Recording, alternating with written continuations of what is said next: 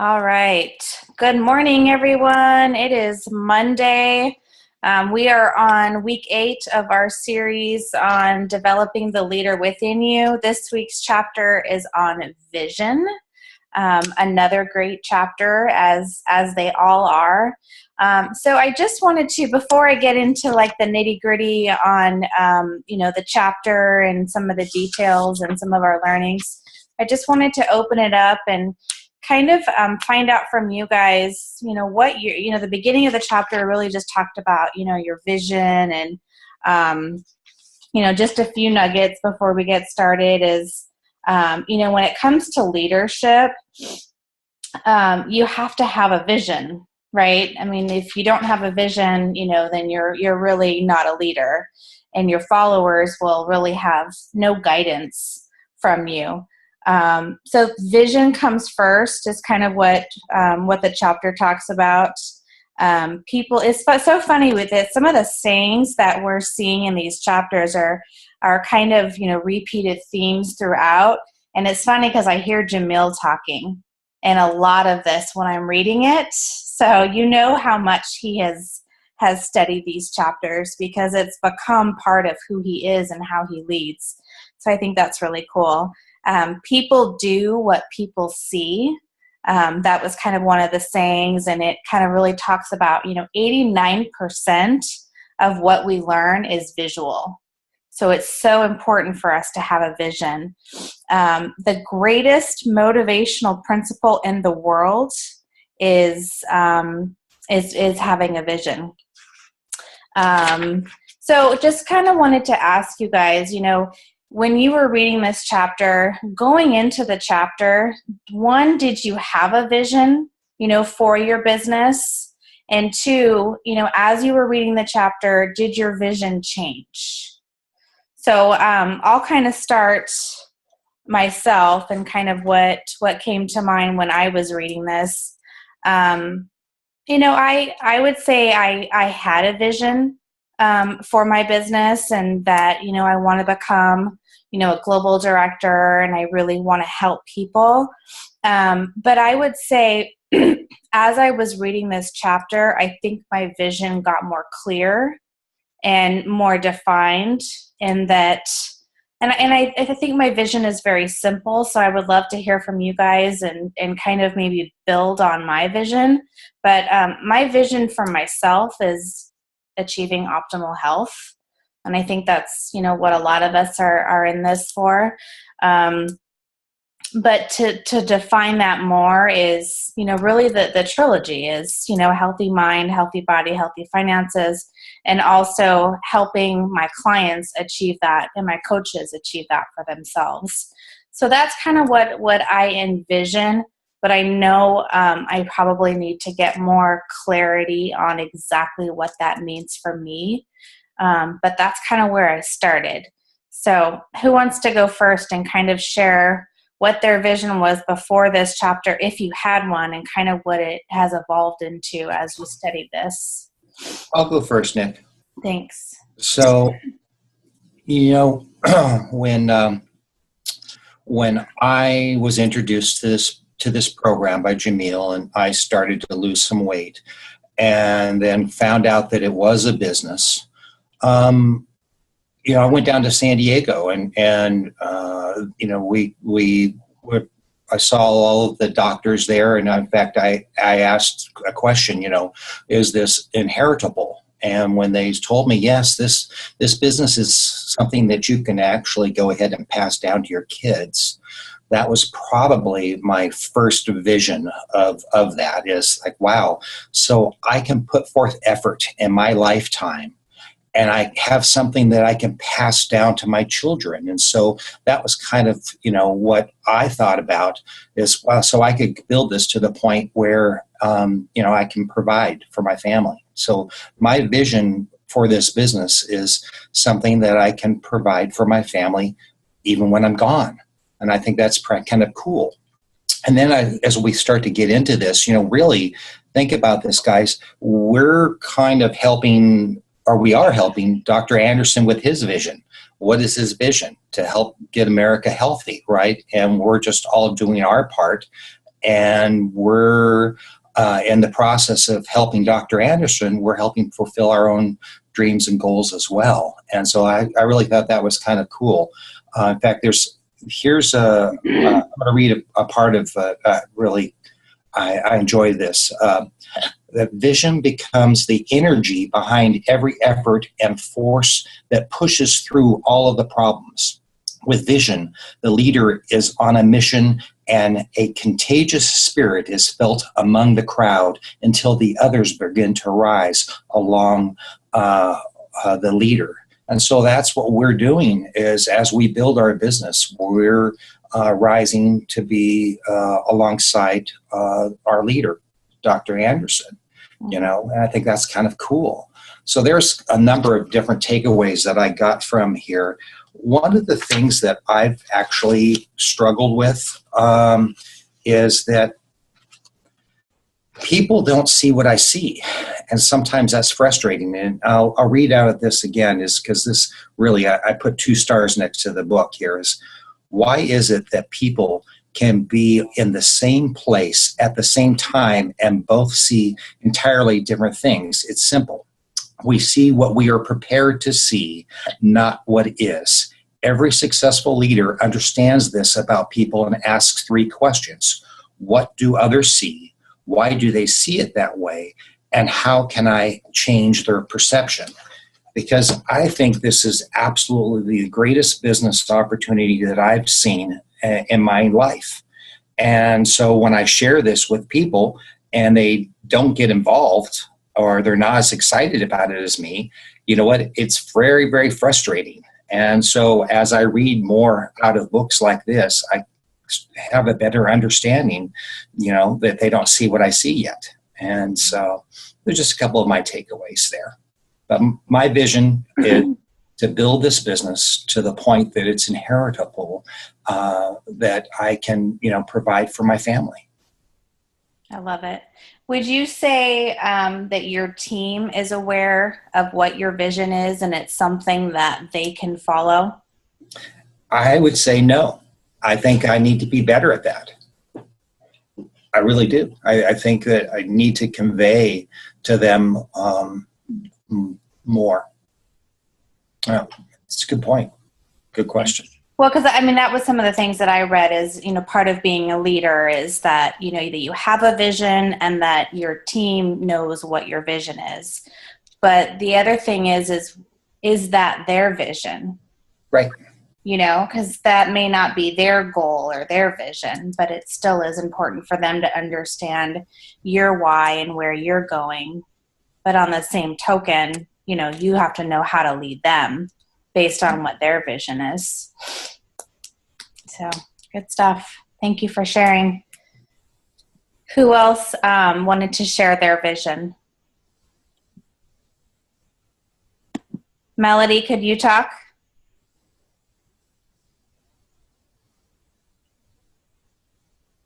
That would be a no.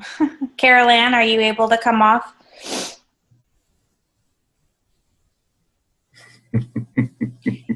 I know we have people on this call. Jamie.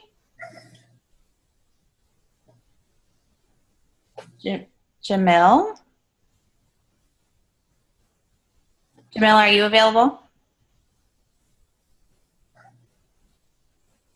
Good morning. Well, hi. Yay. Crap. Just destroyed Ezra's stuff. I think everyone's dressed Okay. this morning. Just trying to make my pot of Joe. Good morning, guys. Good morning. Thanks for joining us. Of course, man. So I love what Craig had to say, and I love your question to him. So there's a question. What is my vision? Yes. Well, and really is what we were talking about is, obviously you have a vision, but for a lot of us, did we have a vision going into reading this chapter? And then if we did, how did that vision change as we were reading through everything? I understand. My vision changes every every single year, really. When I started, when I first kind of got started with coaching, my vision was pretty much about the people around me. It was much, much smaller than it is now. And I really wanted to, I knew my family was hurting, every sense of the word. And I wanted to be able to have something that could really help them move out of the situation that they're in. Most of that was, coming off of medications. Most of it was financial. Most of it was, I guess it was a whole trilogy. So it was kind of like that.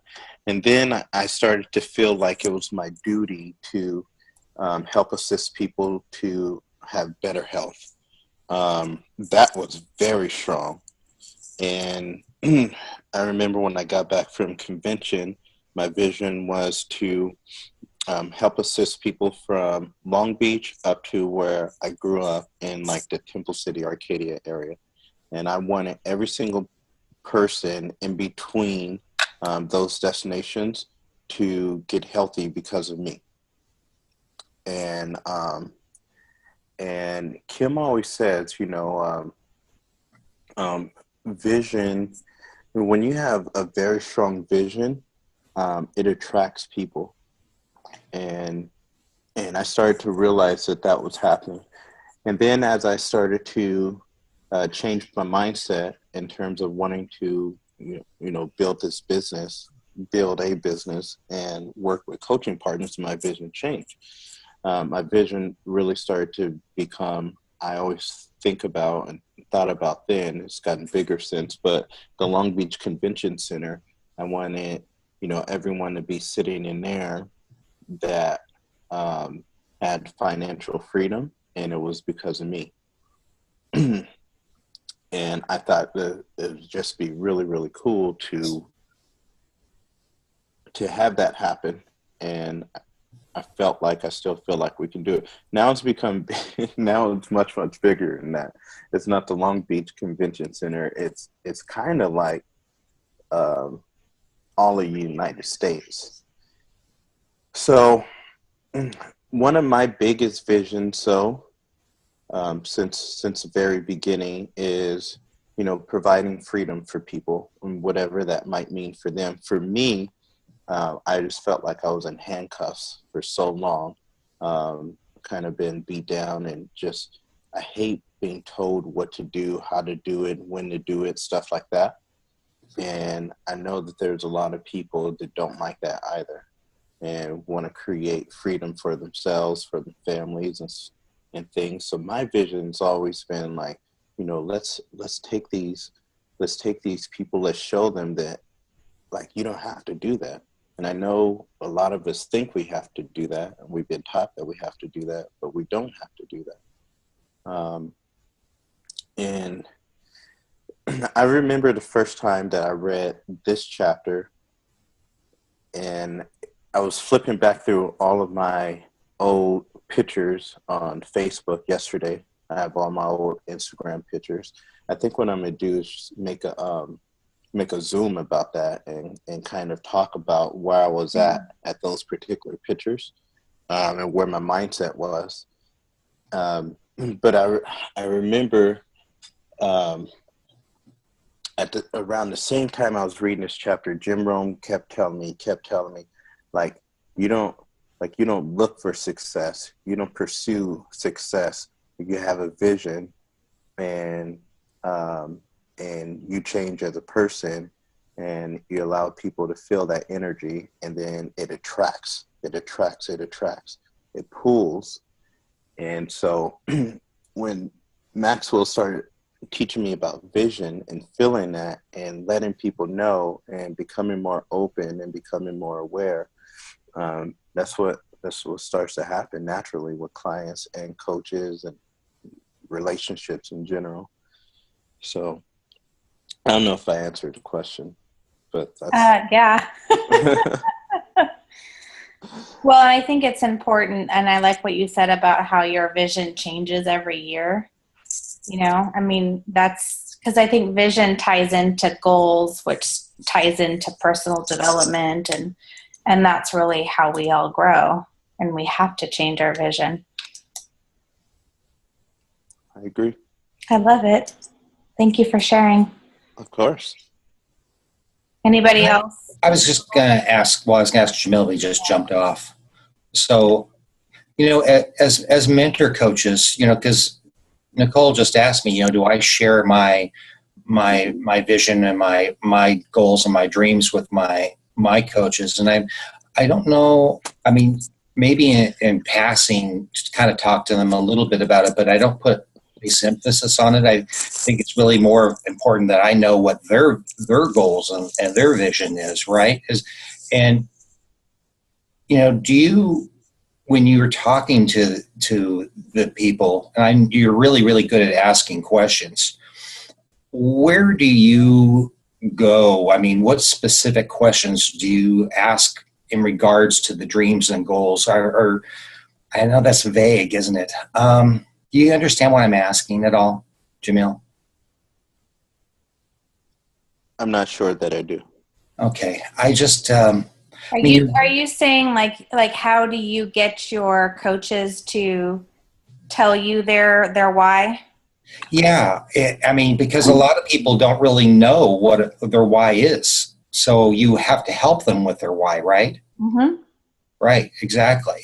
And there was a section of that in the chapter that kind of talks about painting the picture, of painting that vision for them to help them create their vision. Because you're right. I think a lot of people, because I know I was, before Take Shape for Life, I never dreamed.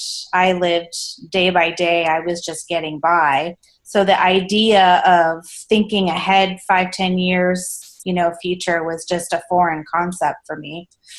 But yeah, I get what you're asking is what questions do you ask somebody to get them to open up in expressing and getting them to have a vision, right? Yeah. Yeah. Because obviously you're good at that because you've developed, so many leaders within your business. So you've ignited a passion within people for themselves to move forward. And I just, I obviously that's this section of the book, helping people get a vision is really, really important because they're not going to go ahead and, push forward and go through the obstacles that there are. And we all have those obstacles, disappointment, frustration, without some sort of a vision. And like you say, your vision changes. And with everybody, I think, as more commitment and you believe in the program more and everything that your visions probably develop as well. Would you not agree? I would agree. In my experience, like for example, I definitely cannot take the credit for the vision that most of the coaches on the team have. Oftentimes what we can do is have other people help our coaches with their vision, honestly. And that's, setting up environments for them to rub shoulders with and get information from other people. So that's why we push so hard for national convention, right? Because the whole 2-3 days is showering that coach with what's possible for them. And oftentimes when people start to get a little taste of what they can actually do, it's really exciting. So that's why we use the events. That's why we have our gatherings. That's why we try to create our communities, stuff like that.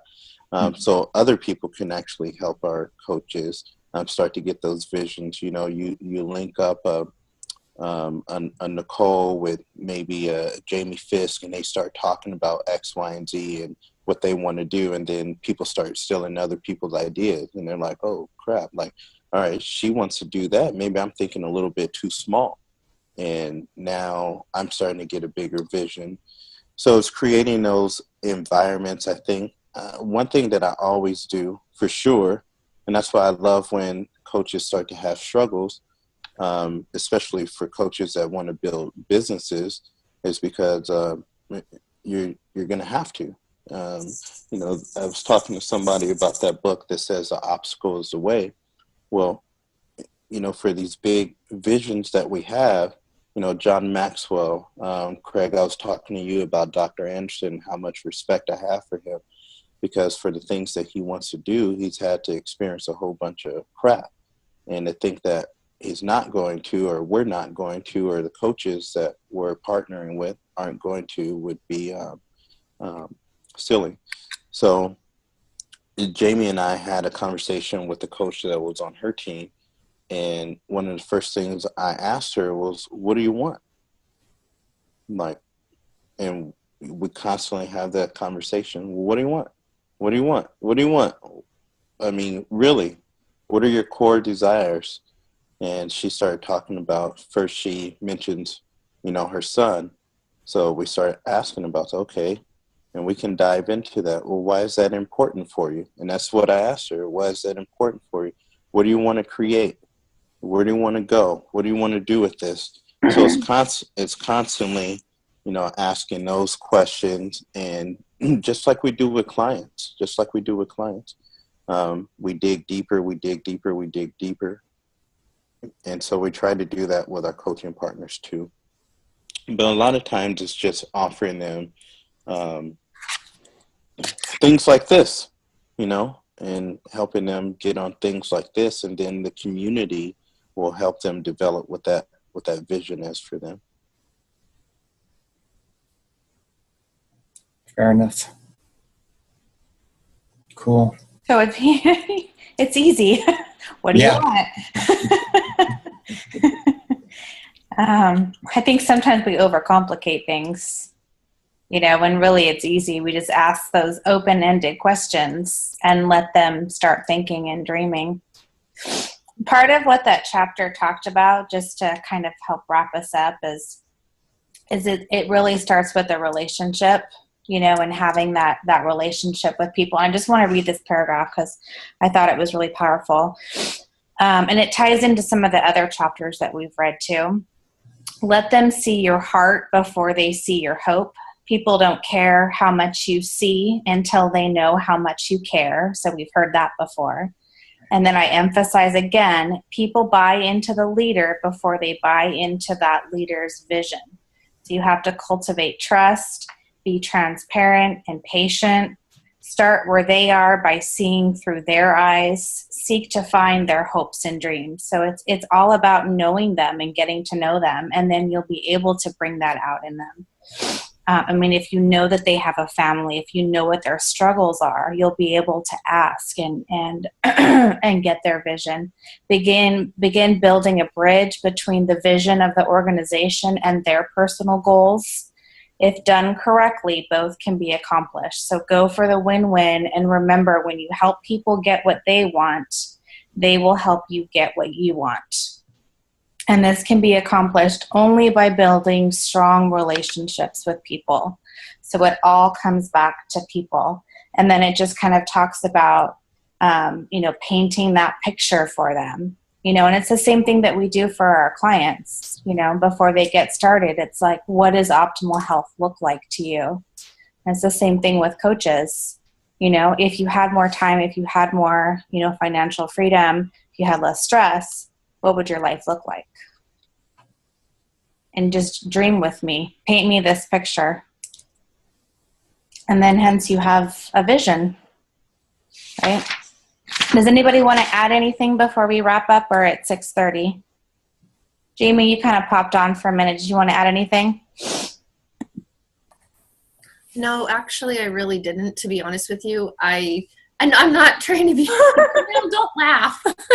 I didn't mean it like that. I just, honestly, I wasn't fully prepared for this talk this morning. Okay. I just knew that this is where I needed to be this morning. Oh, okay. I don't know if that makes sense or not, but. Well, you know what? We're happy to have you, and I hope that this was a good start to your week. It is, actually. I was going through the workbook kind of later last night, just reading some of the stuff, and I thought, okay, this is not a cram before 6 a.m. I want to take my time with this because,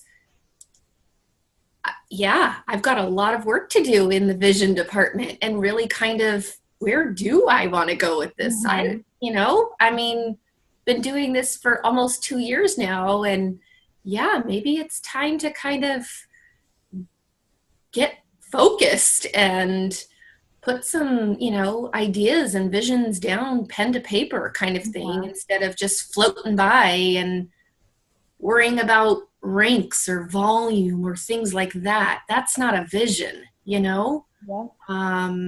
So that's kind of where I'm at with it. But Okay. Well, thanks, Jamie. May I add something? Yes. So my very first vision, Jamie talks about ranks and volume and stuff like that, was when I went to my first national convention. And there's a picture of this in structural tension, and me and Becky are standing next to one of those, life-size compensation plans that they have printed out. And I was pointing to global director, and that was a big, I needed to get there. I was convinced that if I got there, that everything would be okay. That just goes to tell you I didn't know crap. But in my mind at the time, I was convinced that if I could just get there, everything would be all right in my household and with me and Amanda and financially, and, the world would just be easy. First vision that I had. And I was like, okay, I don't know how it's going to happen, but it needs to happen. So the one thing that I've learned is if you guys want anything, especially within this business, to like start blowing up, the very first thing that needs to be done is to have a clear-cut goal where you want to go. Second thing is light yourself on fire. Light yourself on fire. Light yourself on fire. Like there's, like if you think about Dr. A, and this is what I was telling Craig, I think, and we sometimes have some clients that don't do very well, and we let that affect us. And we sometimes have some coaches that come and go, and we let that affect us. And we sometimes have some challenges with our own programs, and we let that affect us. And we have people in our households that don't freaking understand, and they're not going to understand because they haven't been blessed to have our vision, and we let that affect us. We let all these things around us affect what we are going to do. Listen to me. Get that vision in your mind, and do not waver from it, and light yourself on fire. And I swear to God, as soon as you decide to do that, it freaking pulls. It's like this force field, and people are hungry for stuff. They just are, and they're hungry for leadership. They're hungry for direction, but they're not just going to, be pulled by somebody who wavers back and forth all the time.